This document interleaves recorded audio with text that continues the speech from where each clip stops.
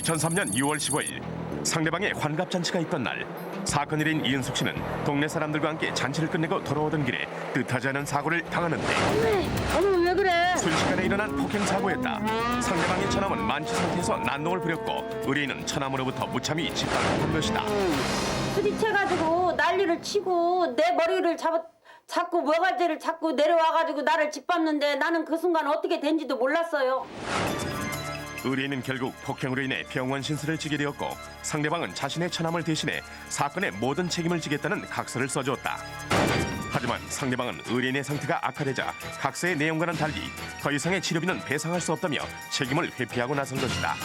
때린 사람 갖다 감춰놓고 지금에 와서 돈 70만 원 갖다 내밀어 놓고 나한테 사과 한마디라도 있었느냐고요. 자기가 각서를 써놓고 왜 남자가 돼가지고 뭐 때문에 안 내놓는지 나는 이해도 안 되고, 나 이 치료비 전상 보상을 하고 내가 이만큼 고통받고 있는 거 보상해주고 내 앞에 와서 두 무릎 꿇고 빌으라 그래요. 처남 대신 모든 책임을 약속했다. 폭행으로 인한 손해배상 전액을 지급하라. 한편 부인과 함께 조그만 곱창집을 운영하고 있는 사건 상대방 이수정 씨. 처남을 대신해 써준 각서 때문에 또다시 엄청난 고통을 겪고 있다는데, 우리 처남을 그냥 많이 모르니까 아는 사람은 우리 집사람하고 저밖에 없으니까 너희들이 그러면 대신 오빠를 책임지겠다는 각서를 써주면 고소도 안 하고 오빠를 내려보내겠다. 그래서 쓰게 됐습니다. 상대방은 백배사죄하는 마음으로 의뢰인을 찾았고 합의금과 함께 위로금까지 전달했다. 이거 받으시고 빨리 쾌차하시고 모든 걸 좀 잊어주세요. 얼마 안 되는 건데 죄송합니다. 그래. 이로써 두 사람은 이 일을 더 이상 문제 삼지 않기로 했는데, 우리 남편 하시는 말씀이 무슨 돈을 이렇게 많이 넣었어? 우리 마누라 병은 내가 더 잘 알고 그간에 우리 마누라 병은 내가 고쳐줄 거야. 그러니까 걱정하지 말고 내려가서 장사나 잘해. 그렇게 말씀하시는데 각서를 돌려달라고는 말을 할 수가 없더라고요. 더군다나 합의서를 써달라고는 더더욱 못하죠. 그래서 그냥 돌아왔는데 그 써준 각서가 오늘에 이렇게 내 뒤통수를 칠 줄은 정말 몰랐습니다. 우리는 성심성의껏 다 했습니다. 저희는 섭섭하고 분하고 억울할 따름입니다. 의뢰인께서 어떤 요구를 하시든 간에 저희는 응해드릴 수가 없습니다. 각서를 빌미로 한 지병치료비 요구는 부당하다. 당장 각서를 돌려달라. TV 체험업종 오늘의 재판. 폭행사고로 인한 손해배상 청구 사건. 먼저 의뢰인의 청구 취지를 말씀해 보시죠. 네, 지난 2003년 6월 15일 의뢰인은 그 이웃이어서 평소에 친분이 두터웠던 상대방의 환갑잔치에 초대받다가 돌아왔습니다. 돌아오는 길에 전혀 알지 못했던 상대방의 처남으로부터 아무런 이유 없이 허리를 짓밟히고 구타를 당했습니다. 그 상처로 인해서 허리를 심하게 다쳤고요. 또 후유증으로 척추 수술을 했고 현재 평생을 고통스럽게 지내야 될 장애인 진단까지 받은 상태입니다. 물론 그 상대방은 의뢰인을 폭행한 가해자는 아닙니다만 가해자와 직접 친분이었고 또 다른 지방에 살기 때문에 상대방은 모든 것을 책임지겠다는 각서를 써주었습니다. 의뢰인은 폭행사고로 인한 후유증 치료비 508만 630원 하고요. 그다음에 또 정신적 피해 보상비 300만 원을 합쳐서 총 808만 630원을 청구하는 바입니다. 상대방은 이런 청구를 인정합니까? 네, 우리 상대방은 일단 의뢰인이 다치게 된 것에 대해서 정말 미안한 마음을 가지고 있고 진심으로 사과를 드립니다. 그러나 우리 상대방의 환갑잔치에 온 처남이지만 손님이 저지른 일에 대해서 도의적인 책임을 지고자 했을 뿐이고 거기에 따른 치료비는 충분히 보상을 해드렸습니다. 그럼에도 불구하고 의뢰인은 무한 책임을 자꾸 요구하면서 우리 상대방에게 지나칠 정도의 많은 치료비를 요구하고 있습니다. 이미 의뢰인은 오래전부터 척추에 관한 질병을 앓고 있었고 그로 인해서 수술을 한 것이지 우리 상대방의 처남이 그렇게 만든 것은 아닙니다. 그렇기 때문에 의뢰인의 지나친 청구를 기각해 주시고 각서를 반환해 줄 것을 요청합니다. 의뢰인은 이번에 폭행당해가지고 큰 척추 수술을 했습니까? 네, 지금 상태가 어떻습니까? 지금 상태는 좋지 않습니다. 의뢰인은 물론 사고가 있기 전부터 척추가 아래로 미끄러져서 신경을 누르는 척추 전방 전이증이라는 병을 앓고 있습니다. 근데 뭐 병명은 생소하지만 많은 분들이 이런 병으로 고생을 하고 있고 그래도 일상생활에는 지장이 없습니다. 그런데 이유 없이 폭행을 당한 이후에 허리를 다쳐서 현재 수술도 했고 장애인 진단까지 받은 상태입니다. 의뢰인 그때 어떻게 맞게 되신 거예요? 아무 이유도 없이요. 네. 차에서 다른 사람을 폭행을 했어요. 그러더니 느닷없이 내리다가 내 멱을 잡고 머리를 잡고 밑에 내려와서 나를 몇 번 밟는 데까지는 알았는데 그 다음엔 모르고 지금 생각해도 막 그걸 생각하면요. 밤에 잠이 안 올 정도로 무서워요. 그렇게 하고 막 사람을 밟으면요. 뭐라 그럴까요? 제가 오줌을 싼지 모르게 밟혔어요. 거기서. 우리 의뢰인은 상대방의 환갑을 축하해주러 갔다가 술을 먹고 취한 상대방 처남에게 폭행을 당한 겁니다. 근데 사고 이후에는 평소에 뭐 생활에 큰 불편을 느끼지 못했던 허리 부위에 심각한 통증을 느끼기 시작을 했고요. 또 현재 6개의 금속 고정물로 척추를 교정해야 되는 등의 커다란 상처를 받았습니다. 의뢰인의 현재 상태에 대한 증거 영상을 요청합니다. 폭행 사고가 일어난 지 8개월이 지났지만 의뢰인은 아직도 사고 후유증에 시달리고 있습니다. 예전부터 허리가 간혹 아프긴 했어도 별다른 병원 치료 없이 생활이 가능했었는데요. 하지만 폭행 당시에 허리에 큰 충격이 가해지면서 의뢰인은 거동 자체가 불가능했습니다. 일상적인 활동에 전혀 지장이 없던 허리 상태가 아주 더욱 악화됐던 것입니다. 결국 2003년 8월 18일 사고가 난 지 2달 만에 의뢰인은 척추 수술이라는 극단적인 방법을 선택할 수밖에 없었고요. 수술 이후에 의뢰인은 지체장애 판정까지 받았습니다. 한순간에 의뢰인의 삶 자체가 완전히 평소에 변해버린 성격이 것입니다. 굉장히 활달했어요. 봉사도 많이 하고 주민들을 위해서 그냥 통장일도 아주 성실하게 보고 그냥 집에 있는 날이 없었어요. 그 어느 날 갑자기 그냥 뭐 이거 수술하게 됐다고 너무 아파서 견딜 수가 없다고 그로 인해 가지고 그래서 내가 잘 걷고 허리는 아프다고 했지만은 잘 걷고 그랬는데 왜 그랬냐 그러니까 그로 인해서 그렇다고 하더라고요. 사실 우리 상대방은 의뢰인에게 정말 미안한 마음을 가지고 있습니다. 어떠한 경우라도 폭력은 정당화될 수 없기 때문에 그에 대한 책임을 지고자 했고 처남이 멀리 여수에서 왔기 때문에 그분이 돌아갈 수 있도록 각서를 써준 겁니다. 그러나 그 각서는 통상적으로 그 경미한 이주 진단의 타박상 정도의 치료비를 또 그에 따른 어떠한 합의금을 전제로 한 각서였을 뿐이지 기왕에 앓고 있었던 허리 그 척추에 관한 질환까지 치료해 주겠다는 것은 아니었습니다. 그러나 우리 상대방은 나름대로 최선을 다해서 치료비도 지불해 드렸고 합의금도 지불해 드렸습니다. 모두 120만 원을 지불하셨죠? 예, 그렇습니다. 그때 그 허리를 다쳤다는 얘기를 들으셨나요? 저 형님께서 하시는 말씀이 내가 허리가 아픈 거는 워낙 아프지만 이 머리를 지지고 밟아서 뇌에 이상이 있을까 봐 제일 걱정이다 그러시길래 그러면 검사를 하세요. 그랬더니 검사를 했다고 그러시더라고요. 그러면서 그 이튿날 제가 우리 아저씨하고 둘이 갔더니 검사 결과가 나왔다 그러면서 머리에는 이상이 없단다. 천만 다행이지 뭐냐 그러시더라고요. 병원에서도 검사, 뭐 머리 검사, 허리 검사까지 다 하시고 이상이 없다 그래서 또 그때 우리 아들이 재생불능 백혈병으로 오늘날 목숨이 경각에 달렸었어요. 그래서 의뢰인께서 내가 이런 상황에서 병원에 더 있을 수 없다. 어차피 내가 아팠던 병이니까 집에 가서 통원 치료를 해서 해도 괜찮으니까 퇴원을 하겠다. 그래가지고 17일 날 퇴원하셨는데 비용이 45만 원이 나왔다고 말씀을 하시길래 제가 5만 원을 더 얹어서 50만 원을 드렸습니다. 근데 왜 합의서를 그때 받지 않으셨습니까? 그때 우리 처남이 고소 상태도 아니고 어디 경찰에 입건된 상태도 아니고 우리는 법보다 양심이고 서로 간에 언약인데 그것이 이렇게 우리 상대방은 그 자식을 가슴에 묻은 그 상황에서도 찾아가서 합의를 했고 원만하게 이 문제를 해결하고자 적극적으로 노력했습니다. 근데 그 의뢰인 상대방이 70만 원을 가지고 와서 합의를 보자. 이걸로 합의를 보자라고 얘기를 하고 구체적으로 합의를 본 상태입니까? 그게 아니고요. 네. 이 각서도 저 아저씨가 지금 거짓말을 하시는데 각서도 제가 써달라고 절대 안 했습니다. 나는 죽어도 저 사람을 언제 본 적도 없고 남자가 여자를 술 먹고 이렇게 짓밟아 놨는데 머리에도 이렇게 보여주면서 그랬습니다. 여기가 이렇게 혹이 났는데 내가 이렇게 아프고 하니까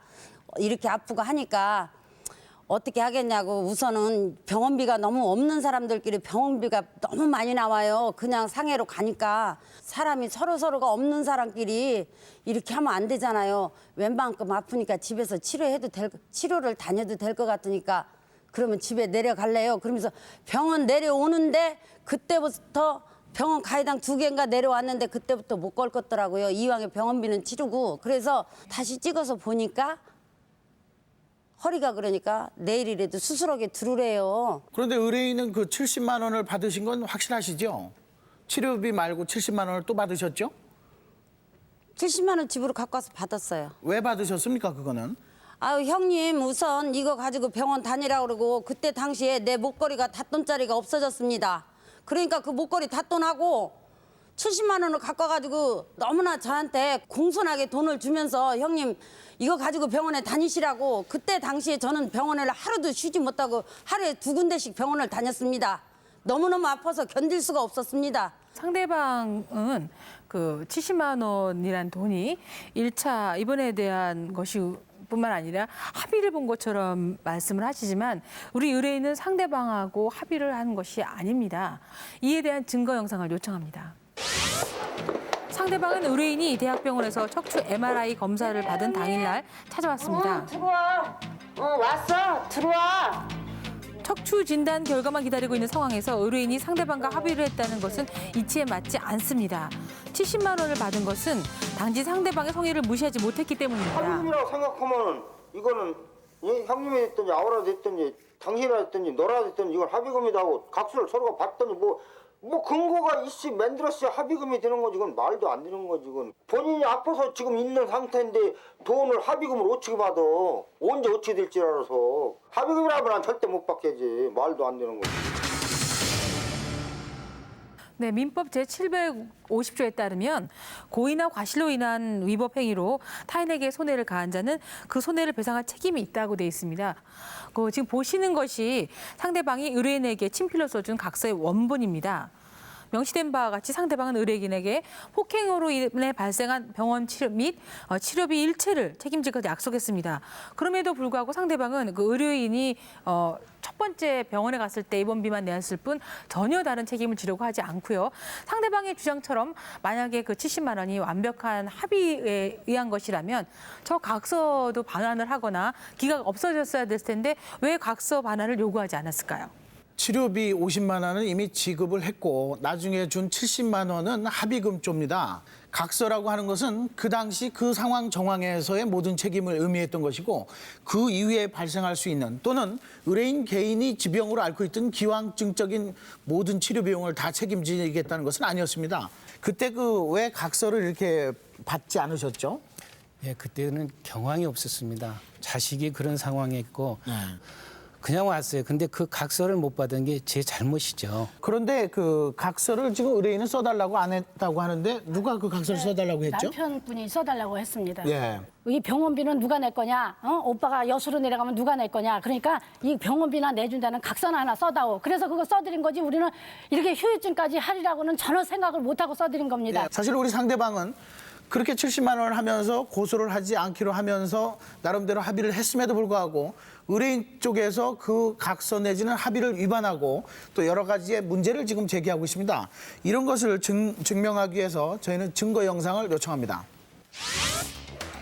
의뢰인과 상대방은 한 동네에 살았기 때문에 폭행 사고 두 사람이 원만히 합의한 사실을 동네 주민들도 잘 알고 있었는데요. 우리 형님 동생 하면서 평소에 친하게 잘 지내는 사이였어요. 제인처럼 그 의뢰인한테 사죄하는 마음으로 진짜로 성의를 다 표시한 걸로 저는 알고 있어요. 길거리에서 그 의뢰인을 만났는데요. 그래서 또 좀 합의가 잘 됐나 궁금하기도 하고 친구 일이기도 하고 그 의뢰인도 저도 잘 알고 그러니까 물어봤어요. 합의가 좀 원만히 이루어졌나 싶어서.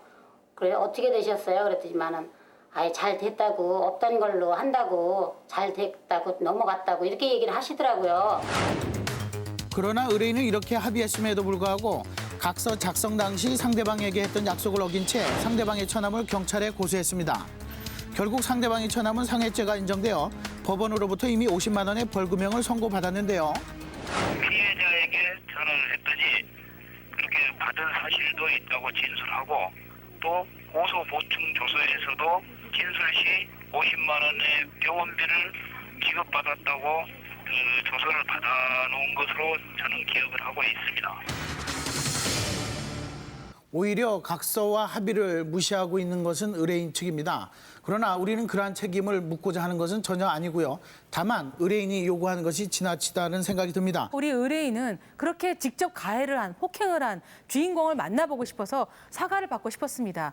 일면 면식도 없던 사람이 술에 취해서 아무 잘못도 없는 의뢰인을 짓밟아 놨으면 죄송합니다. 얼굴 비치고 분이 왔어야 될 건데 나타나지 않았기 때문에 그 이후에 몇 차례 찾아가서 전화번호를 알려달라, 만나게 해달라고 했지만 거절당했던 겁니다. 상대방은 그 의뢰인의 그 증언처럼 처남을 숨긴 적이 있습니까? 없습니다.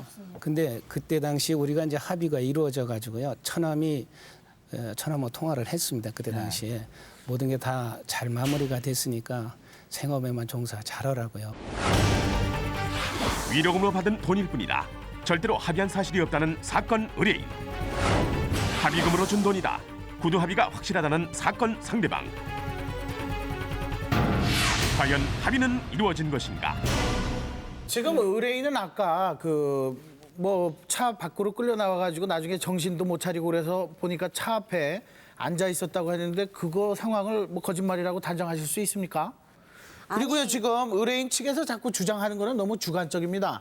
병원에서 2주 진단이 나왔고 그걸 기준으로 해서 손해배상을 청구하거나 치료비를 청구해야 됨에도 불구하고 굉장히 주관적으로 지금 모든 것을 각서에 의존해서 지금 주장을 하고 있는데요. 마치 후유증인 양 상대방에게 지금 모든 것을 청구하고 있습니다. 그것을 증명하기 위해서 저희는 증거 영상을 요청합니다. 의뢰인은 오랜 기간 지병으로 고생해왔으며 사고 당일 역시 주위 사람에게 심한 허리 통증을 호소했습니다. 허리가 아프고 다리가 아파서 음식을 먹은 다음에 저 2층으로 올라가시자고 그러니까 2층에 못 올라가신다고 그러시더라고요. 그래서 저는 가신 줄 알았어요. 그렇게 늦게까지 아래층 계신지는 몰랐죠. 아프시다고 했으니까요. 형님은 원래 허리가 좀 안 좋으셨어요. 제가 알기는요. 그리고 다리도 안 좋으시고 그래서 또 물리치료 하러 다니는데 그거 의료기기 파는 데 있잖아요. 거기 저랑 또 같이 몇 달 다니셨고. 사고 발생 당시 봉고차에는 상대방의 처제도 동승하고 있었는데요. 의뢰인의 주장처럼 상대방이 처남으로부터 의뢰인이 심한 폭행을 당했다는 것은 사실과 많이 달랐습니다. 오빠가 갑자기 일어나더니 순간적으로 오빠 욕을 하는 소리로 들렸나 봐요. 그래서 옥신각신 하다가 동네 분들하고 싸움이 붙은 거예요. 동네 사람들한테 오히려 일방적으로 많이 맞았습니다. 그 와중에 의뢰인이 내리셔가지고 싸움을 말리는 과정에서 아마 밀치는 과정에서 좀 넘어지신 것 같아요.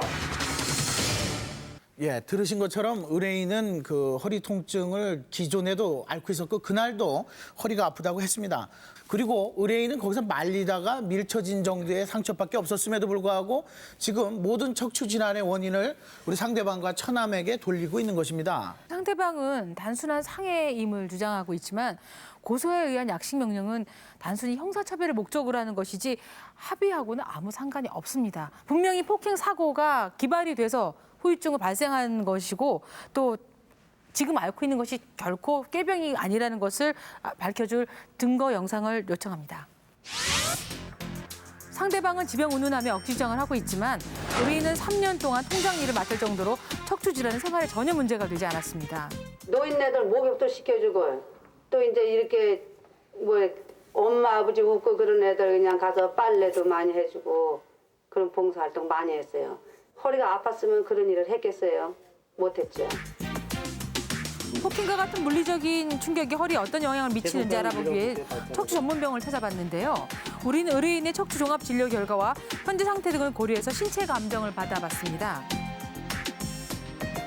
환자의 사진을 다치기 전과 후를 비교해 본 결과 사진상으로는 큰 변화가 없습니다. 그래서 인과관계가 없다 할 수 있으나 다치기 전에는 그래도 버틸만 했는데 다치고 나서 너무 증세가 심해져서 수술까지 하시게 되었기 때문에 인과관계가 전혀 없다고 얘기할 수는 없을 것으로 생각됩니다. 의뢰인 측 감정 증인 정형외과 전문의 남기세 씨를 모시겠습니다. 예, 먼저 지금 우리 의뢰인이 앓고 있다는 척추 분리성, 척추 전방 전이증 반드시 뭐 수술을 해야 됩니까? 항상 수술을 해야 되는 것은 아닙니다. 네. 만일에 통증이 너무 심해서 조절이 안 되거나 마비 증세가 생길 때는 수술적 치료를 하고 있습니다. 예, 의뢰인을 뭐 직접 신체 감정을 하셨는데 의뢰인 척추 수술에 있어서의 그 이제 예전에 앓고 있던 이 병, 그 병은 어느 정도 기여를 한 건가요? 상해 전후의 사진을 비교할 때에는 분명히 차이가 없었습니다. 예. 하지만 환자분이 상해 후에 통증을 심하게 느꼈고 그로 인해 수술을 하셨기 때문에 증세가 분명히 악화되었다고 볼 수 있겠습니다. 예. 그래서 사고 기여율을 10% 정도를 생각하고 있습니다. 예, 이상입니다. 예, 반대 신문하시죠. 네. 그 의뢰인의 신체 감정을 MRI를 2002년도 거까지 다 이렇게 검사를 하셨는데요. 아까 분명히 그전 거하고 그 사고 이후하고 차이가 없다라고 말씀을 하셨거든요. 그렇다면 그 심리적인 측면에서의 고통이 통증이 증가한 건 아닐까요? 예, 그럴 가능성도 있습니다. 이상입니다. 예. 그 증인 말이죠. 10%라든가 무슨 20%라든가 예. 90%라든가 이런 것은 어떻게 판단할 수가 있어요? 대부분의 경우에 있어서 저희들이 가장 흔히 보는 경우가 교통사고 환자입니다. 전에 다친 적이 없고 병원에 한 번도 안 간 환자가 방사선 사진상 외상에 의해서 분명히 디스크가 생겼다라는 판단이 안 쓸 때 되게 관행적으로 이 사람이 기존에 어느 정도 퇴행성 변화가 있었을 거고 그중에 외상으로 인해서 어느 정도 악화가 됐기 때문에 병이 생겼을 것이다. 이렇게 판단을 내릴 때 의사들이 보통 30% 정도의 외상 기여율을 주게 됩니다. 근데 이 환자의 경우에는 분명히 다치기 전에도 병원에 다니고 있었고 사진상으로도 분명히 다치기 전과 후에 변화가 없습니다. 그래서 외상의 기여도를 하나도 안 줄 수도 있다고 생각할 수 있으나 분명히 이 환자는 다치고 나서 증세가 심하게 나빠졌기 때문에 수술을 결심하게 됐고 그래서 사진상의 변화는 없지만 증세는 분명히 차이가 있다 생각했고 그래서 10% 정도의 기여도를 준 겁니다. 폭행으로 인한 후유증이다. 약속대로 모든 책임을 지라는 사건 의뢰인. 의뢰인이 평소 앓던 병이다. 지병치료비 요구는 부당하다는 사건 상대방. 과연 책임의 범위는 어디까지일까? 그 상대방 이 처남이 저지른 일에 대해서 그 당시 하여간 그 의뢰인에게 손해배상해줄 마음은 있었던 거죠. 네, 있어서 제가 각서도 쓰고 다 했던 겁니다. 근데 지금 다투는 건 뭡니까 쟁점이? 상대방이 각서까지 써줬는데 지금 허리 다친 건 인정을 못하겠다는 겁니까? 아니 우리는 허리를 다치는 걸 인정 못하는 게 아니라 그 전부터 허리가 아프셨고 우리가 그 병원비를 내달라는 각서를 써달라고 써드린 거지 이렇게 크게 확대가 돼가지고 후유증까지 드린다는 각서는 아니었습니다. 의뢰인 이제 수술 이후에 네. 생활하는데 어떤 불편이 있으신지 한번 말씀해 보실래요? 저는 수술하고 나서요. 너무 황당한 일도 당해가지고 너무 분한 게 왜 그러냐면 수술하고 그 다음 병원에서도 이 관략근이 건드려져가지고 여자의 모든 것은 다 잃었다고 생각해요. 저는 잃었고요. 예, 너무 억울하고 분해서 저는 견딜 수가 없어요. 예, 알겠습니다. 이상으로 이제 변론을 종결하려고 합니다. 양측 변호인들 변론하시죠. 어떤 의미에서도 폭력은 결코 미화되거나 무책임하게 지나갈 수는 없는 일이라고 생각을 합니다. 지난 1997년도 대법원 판례에 따르면 불법 행위로 인한 손해배상에서 비록 합의가 이루어졌다 하더라도 후발 손해가 발생했을 당시 예측하지 못한 손해에 대해 손해배상을 다시 청구할 수 있다고 했습니다. 아마 상대방 측에서는 우리 의뢰인이 약간의 경미한 상처만 입었을 것으로 예상을 하고 거기에 대해서 50만 원 정도의 치료비면 되겠지라고 생각하실지 모르지만 그 파장이 너무나 컸습니다. 그리고 그 큰 파장에 대한 후유증은 어떤 상태를 하더라도 물어줘야 된다는 것이 이미 판례도 나와 있는 것입니다. 이번 상대방은 폭행사고로 인해서 후유증 치료비 508만 630원 하고요. 정신적 피해 보상액 300만 원, 총 합해서 808만 630원을 상대방에게 청구하는 바입니다. 우리 상대방은 그 처남이 벌인 이번 일에 대해서 도의적인 책임을 느끼고 최선을 다해서 치료비를 드렸고 그리고 합의금을 드렸습니다. 그럼에도 불구하고 의뢰인은 기왕에 앓고 있던 질환을 빌미삼아 지금 엄청난 치료비를 요구하고 있습니다. 결국 우리 의뢰인의 질환은 90%가 이미 앓고 있던 질환에 의한 것이라고 증인이 증언한 바도 있습니다. 뿐만 아니라 의뢰인이 앓고 있는 질환은 선천성 질환인 것으로 판명이 됐습니다. 오히려 의뢰인은 각서를 써주긴 했지만 그 범위 내에서 치료비를 받고도 상대방의 처남을 고소했기 때문에 의뢰인이 더 신의 성질의 원칙을 위반하고 있습니다. 저희는 기왕에 지급한 50만 원과 그리고 합의금으로 지급한 70만 원, 도합 120만 원을 이 모든 손해배상에서 감안해서 판결해 주실 것을 요청하는 바입니다. 그리고 의뢰인의 지나친 요구를 기각해 주십시오. 일상 속에서 벌어지는 끊임없는 분쟁. 그 해결을 위해 TV생활법정이 함께하겠습니다. 여러분의 사연을 보내주십시오. 공정한 해석과 명쾌한 판결로 시청자 여러분의 문제를 속 시원하게 해결해드리겠습니다.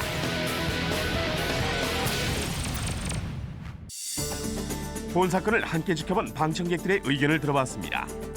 합의금이라고 준 것은 의뢰인의 동의가 없는 일방적인 것이었고 의뢰인은 이번 사건으로 인해서 더 병세가 악화됐기 때문에 의뢰인의 요구가 정당하다고 생각합니다. 원래 자기가 지병을 앓고 있었다면 무슨 사건이 일어났을 때 그쪽이 더 민감하지 않나요? 그럼 그 당시에 바로 이렇게 검사를 해봤어야죠. 직접적인 가해자는 아닐지라도 각서를 써서 책임을 지겠다 했으니까 상대방 측에서 전적으로 의뢰인의 그 치료비를 다 물어줘야 된다고 생각하거든요. 사고로 인해 병이 악화되었으므로 상대방이 책임져야 한다는 의견이 전체 58%, 의뢰인이 평소에 앓던 병이므로 상대방의 책임이 아니라는 의견이 42%로 나왔는데요. 생활법정 재판부는 어떤 판결을 내릴까요? 판결에 앞서 논의에 들어가는 생활법정 재판부.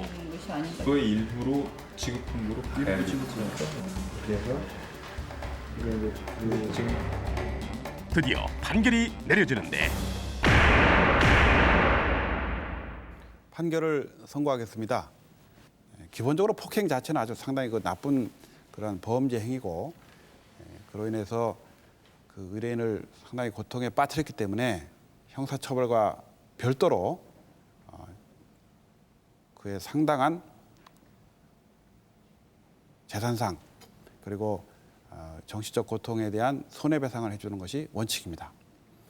문제는 폭행으로 인해서 의뢰인이 그 척추 수술을 받았는데 6년간에 걸친 그런 기왕증이 이 수술에 어느 정도 그 영향을 미쳤느냐, 이건 의학적인 판단이 굉장히 중요합니다.